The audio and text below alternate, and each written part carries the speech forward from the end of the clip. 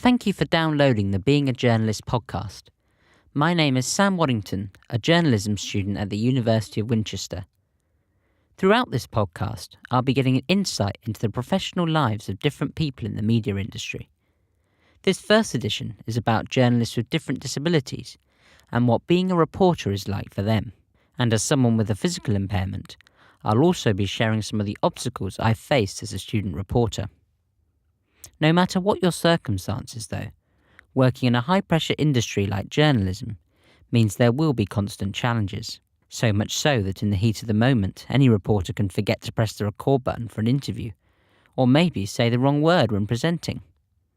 There might be more challenges for me to overcome as a reporter, but to me they're just steps I need to take in order to get the story published.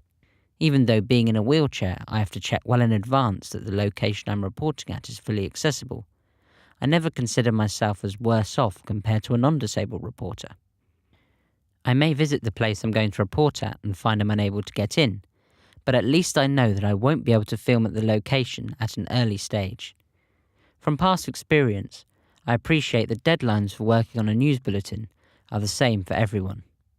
If I've considered ways of solving problems, though, getting the story ready for the bulletin isn't any more difficult compared to other students.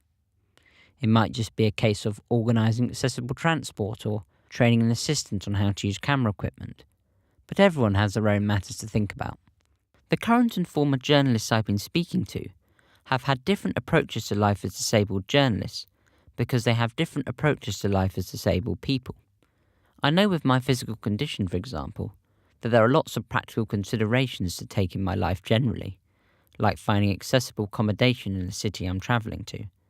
And that means I like to give myself enough time for planning how I'm going to overcome these types of challenges, not just as a disabled person generally, but also when I'm producing stories as a reporter, which is what I had to do when travelling to interview journalists for this podcast. I had to consider how my assistant was going to help me get from Winchester to the BBC studios in Manchester for my first interview. As you might be able to hear, I'm travelling by car today with my assistant driving, as I don't yet drive myself. I mean, it is possible, even with my complex physical condition, to drive myself, but yeah, personally I don't yet feel confident enough to start learning. Often for my journalism course or any interviews I do, I have to go to places by car as the locations where I do them aren't just round the corner. I'm now, for example, in the middle of approximately sort of 500-mile round trip, and obviously it's a long way, but as a journalist, if I want to report on something, I do have to be prepared to travel these long distances.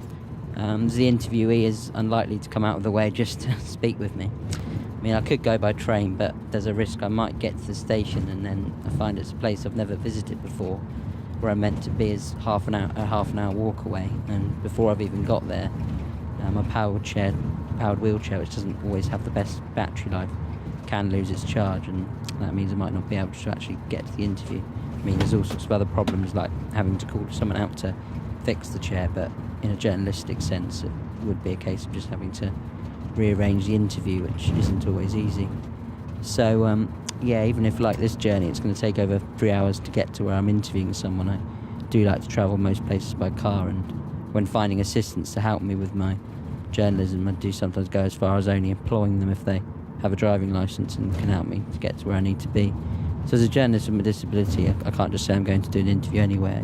I always have to think about the logistics of actually getting there, which might mean arranging for my assistant to drive me there. The disabled journalist I spoke to up in Manchester, Paul Carter, feels that because his impairment, being born without any arms or legs, is such an integral part of his life, it's important to be positive about it. One of the things that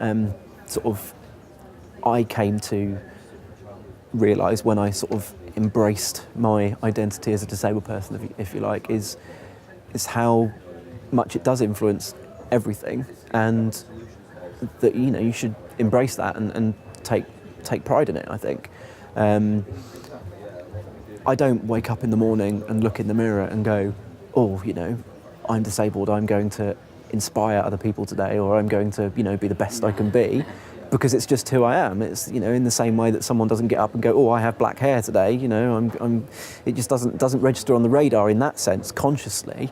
But I think that it absolutely is core to who I am, and I don't think you could ever, and I wouldn't want to get away from that. That might have been what Paul Carter told me when I saw him at the BBC studios in Salford. But Michael Carr, who has Asperger's syndrome and used to be a print journalist, doesn't even like to think about his disability, never mind being positive or negative about it. I didn't get any awards or anything. I never wanted to enter myself into it. And in a way, I'm one of those people that's like, I just don't really want to blow my own trumpet or say, oh, I've achieved this. I'm one of those really sort of like, that's like the idea of myself picking up an award or putting myself forward for things. It's just what I really hate. I hate all that sort of. I just think it's a big waste of time. So I never really think about that. I just try to think of myself as a regular Joe that happens to have Asperger's. There are some disabled people, especially those with specific impairments, who do have to be more accepting of their limitations, as there are certain areas they will be stronger in, which is the case with Vidar Yarding, someone who has been in journalism for over 30 years. As a blind person, he has always preferred to acknowledge what is more difficult.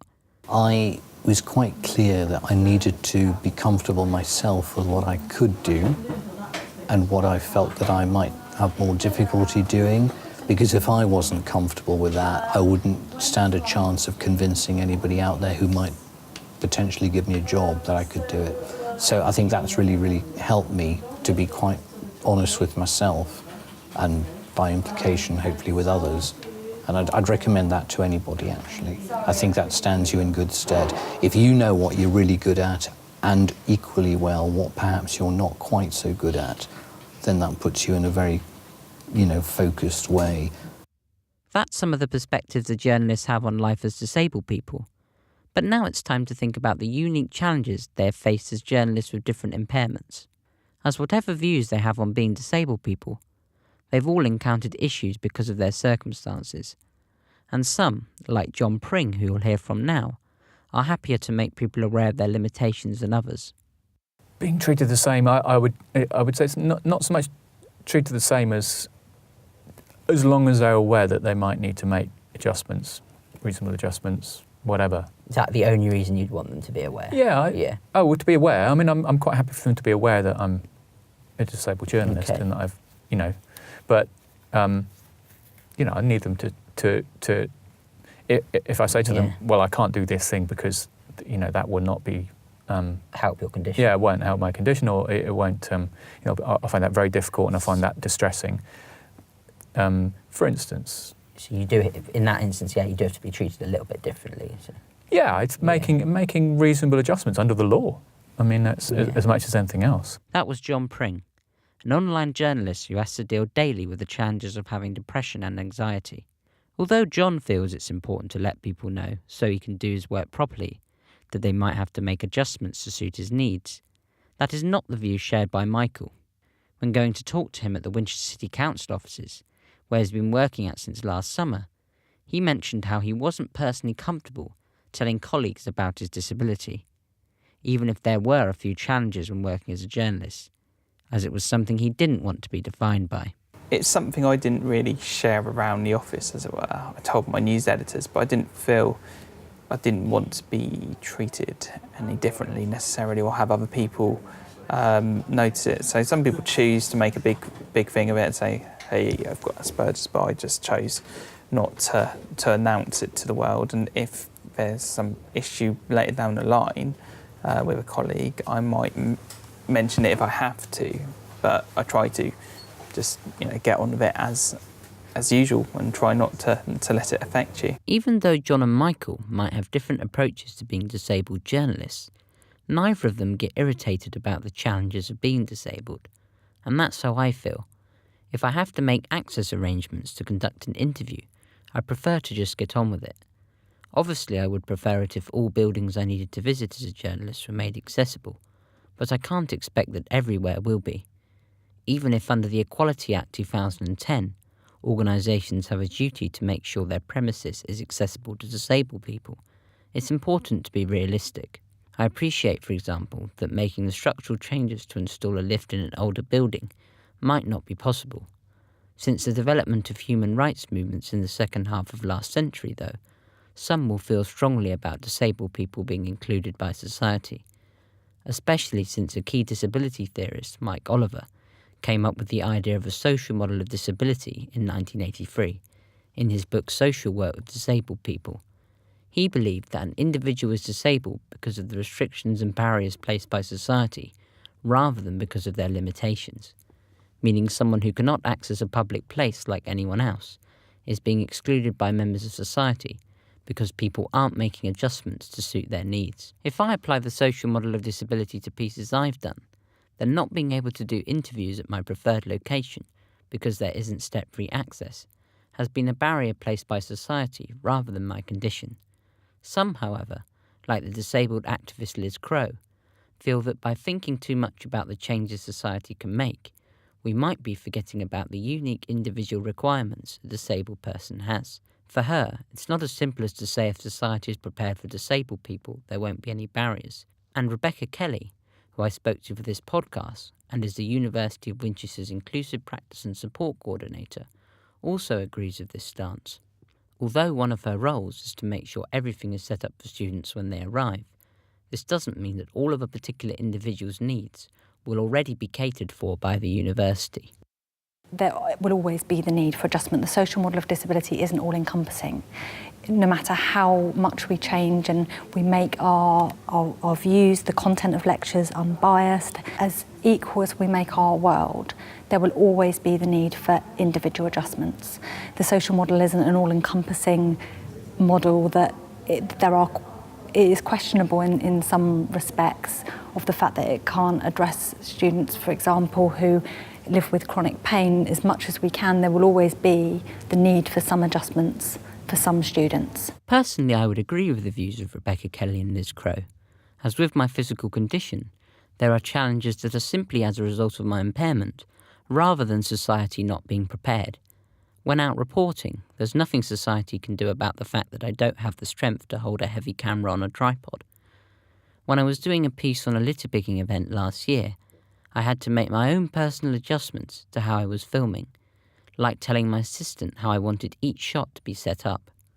Whereas other journalism students can take a camera and quickly go somewhere to film, I would have to plan how I'm going to get there, train assistants up on using cameras, and then when out filming, explain to them exactly what I need from them, which is important, as if my assistant's camera work isn't up to a professional standard, then my pieces also won't be up to a professional standard. Sometimes there are challenges like getting up and down flights of stairs that are purely down to the infrastructure of buildings.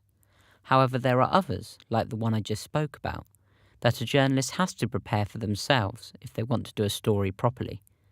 So I prefer not to think that society should always be prepared for me as a person with my disability, as all impairments create unique challenges, even if there might be an obstacle placed by society, because an organisation hasn't thought about installing a lift in one of their buildings, for example. I feel it's important to acknowledge there might be these challenges and be ready to overcome them. That way, the obstacle won't stop me as a disabled journalist in my situation from reporting. For the broadcast journalist Paul Carter, who doesn't have a formal diagnosis for his disability, but was born without any arms or legs, he regularly has to film at different places, and like myself, he has had to be ready to overcome challenges like flights of stairs. My colleagues can pick up a camera, run out and just kind of deal with whatever they find. It's more difficult for me to do that because, you know, if I get there and find out we're filming on the 4th floor of a building and there's no lift, for example, that's a challenge. And that's something that I'd probably need to know in advance. And I think a lot of it just comes from experience, is just knowing what questions to ask and thinking ahead. It's always difficult to foresee everything, obviously, but you kind of get to know, is that going to be an issue? Being prepared as a physically disabled journalist for the fact that you might not be able to access a building is key. However, if you are a disabled reporter who travels around the world, like the BBC security correspondent Frank Gardner, then there's even more to consider. Since tragically getting shot and suffering spinal cord injuries whilst reporting in Saudi Arabia in 2004, he has relied on a wheelchair, meaning travelling to places by plane has become more difficult. For example, when recently travelling to do a piece in Ethiopia, there were difficulties when airport staff didn't immediately return him with his wheelchair upon landing back in the UK. According to Frank, it took almost 2 hours for the staff at Heathrow Airport to find his chair and take it to the plane, which gives an example of the type of issues physically impaired reporters who work internationally can encounter. But it isn't just physically disabled journalists who face difficulties, as according to legal guidelines, you are disabled if you have a physical or mental impairment that has a substantial and long-term negative effect on your ability to do normal daily activities, which would mean the journalist John Pring is disabled, as he's had mental health conditions affecting his daily life for a number of years. When I interviewed him for this podcast, for example, because of his anxiety, he had to ask if he could speak to me in the recording studio at my university in Winchester, as this was a more comfortable environment. I originally suggested the university cafe, but with his anxiety, being interviewed with lots of other people around was something that could have made him feel quite nervous. He therefore felt a small quiet room with no one but him and myself would be more appropriate. And with his work, this is the kind of practical consideration he has to take on a regular basis. Those social environments, those loud, busy environments, pretty difficult. Networking is really difficult for me. I hate that. I mean, party conference season is a bit of a nightmare for me because there are some, and I avoid networking events. I don't do speeches. I don't do all that marketing stuff that I really need to push my business on. I don't do broadcast interviews, so I get that. I do get requests occasionally to do interviews, to do speeches and things. I turn all that down. On a day-to-day level, I live alone, I work alone.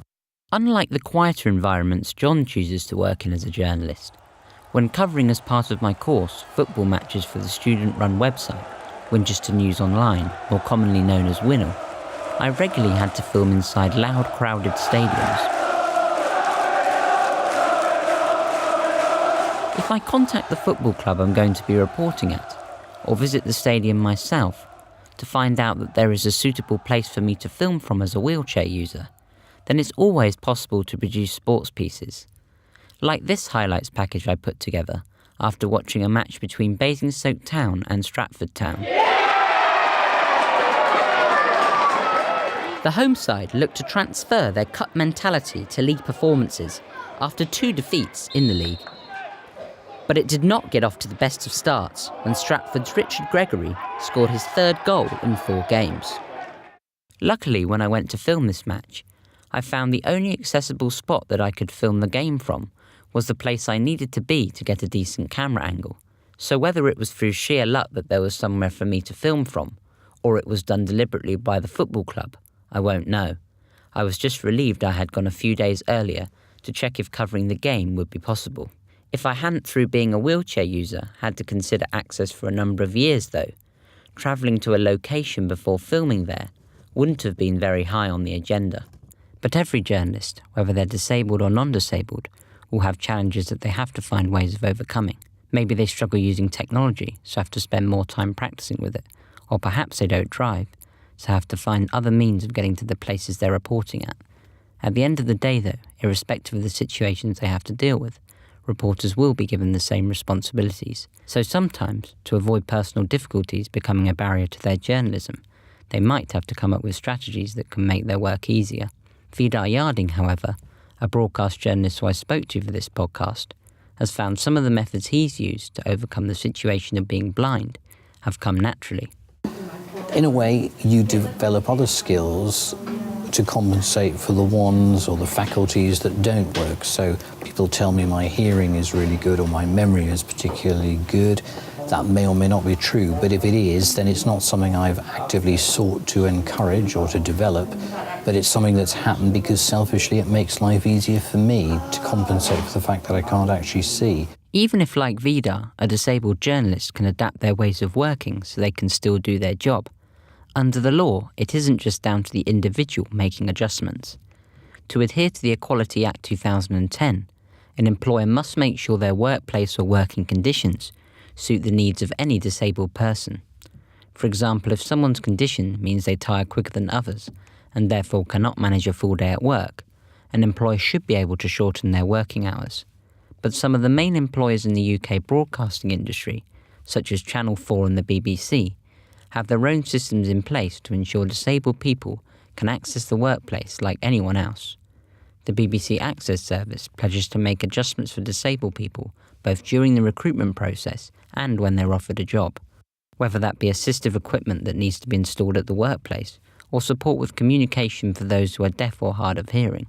However, even though companies say they will offer assistance to disabled people, the current statistics on the number of disabled people working in broadcast journalism are telling. According to the broadcast media regulators Ofcom, only 3% of individuals working in the UK-based broadcasting industry have a disability. So it's no surprise why groups like the National Union of Journalists say they are continuing to call on media employers to value and recruit disabled journalists. They have estimated that only 5% of people working in creative industries are disabled. That's compared to 18% of the general working age population who have a disability. For some, though, like the physically disabled journalist I chatted with for this podcast, Paul Carter, there's still a lot of work to do before disabled people working in the media are given the same opportunities as everyone else. It's fine getting disabled people in and getting them in on the ground floor, but it's more about keeping those people and developing them and making those people the next leaders in industry and making those people the next programme editors, the next commissioning editors. Given the statistics and what reporters like Paul Carter say, there's a long way to go before disabled people are better represented in journalism. However, I've found that despite these external factors, the disabled journalists I've spoken to have been able to do the same work as any other reporter. They've not felt sorry for themselves, and instead have all found ways of overcoming challenges as a result of their condition. As I've already mentioned, sometimes there are obstacles that can only be overcome by the disabled person making specific arrangements themselves. Yes, they might like it if there were a few less barriers in the first place, like an inaccessible building, but I've found none of them want to be treated differently compared to other journalists. They realise that they've got to face up to the issues they encounter, like anyone else. In a tense and competitive field like journalism, there is never much time to think about the challenges your disability poses anyway. And when all's said and done, the people who I've spoken to are professional journalists who just have to get on with their job, which is important to remember.